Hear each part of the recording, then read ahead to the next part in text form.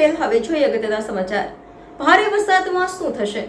સોસાયટીમાંથી રેતી ભરી નીકળેલું ડમ્પર એકાએક નમી જતા ચાલકનો જીવ તાળવે ચોંટ્યો હતો।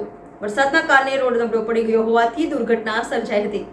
હાલ સમગ્ર ઘટનાને લઈને પાલિકાની પ્રી મોન્સૂન કામગીરી પર સવાલો ઊભા થઈ રહ્યા છે। જો કે લોકો પૂછી રહ્યા છે કે હળવા વરસાદમાં હાલત છે તો ભારે વરસાદમાં શું સ્થિતિ સર્જાશે। NN news Vadodara.